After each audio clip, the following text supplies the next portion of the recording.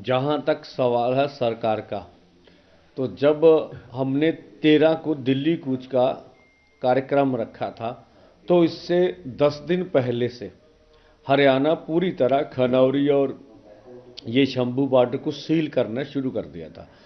तो सरकार की मंशा पूरी क्लियर हो चुकी थी भी वो किसी भी कीमत पर हमें दिल्ली नहीं जाने देंगे। तो यही हमारे बीच सबसे बड़ा गतिरोध है। अगर किसानों से बातचीत करके आपको समाधान नहीं ढूंढना है, तो कम से कम ये धर्मनिरपेक्ष देश है, सभी का देश है, संविधान के अनुसार सभी को बात करने का हक है। हमें फिर दिल्ली भी तो जाने दिया जाए ना, क्यों नहीं जाने दिया? तो ये जिस तरह से उन्होंने बैरिकेटिंग की, जिस तरह से आगे हम बढ़े तो रबट की फायर हुए, हमारे ऊपर शेलिंग हुई बहुत बड़ी तादाद पर, और उसके ऊपर बहुत सी हमने बुलेट चलने की भी पुष्टि हो चुकी है। अभी बुलेट टायरों पर इस्तेमाल की गई जो आगे ट्रैक्टर्स जा रहे थे। तो सरकार की मंशा तो क्लियर है ना कि किसी भी कीमत पे आपको दिल्ली नहीं जानेंगे।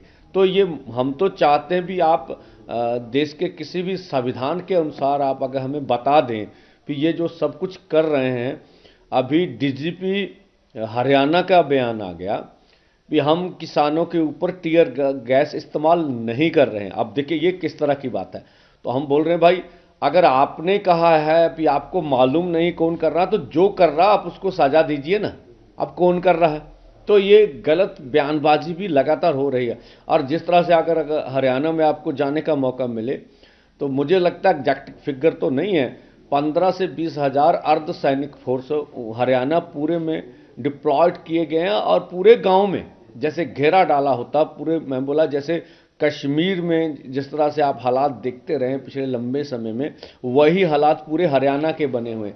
तो हम तो दिल्ली को जाएंगे 21 को। हमारा जाना अनक का सवाल नहीं है, हमारा आगे बढ़ना मतलब दिल्ली जाना अनक का सवाल नहीं, जब बैरिकेड तोड़ना अनक का सवाल नहीं।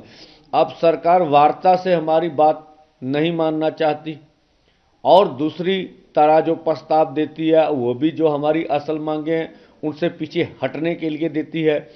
तीसरा, हमें बैरिकेड हटाकर दिल्ली नहीं जाने देती है।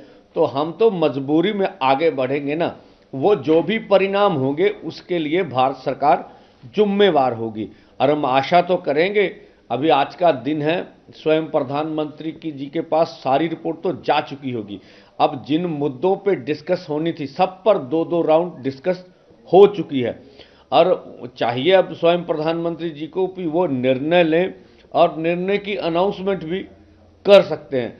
तो कोई सुखद समाचार हमें मिलेगा तो हम चाहेंगे इस मोर्चे का कोई ना कोई समाधान निकाला जाए।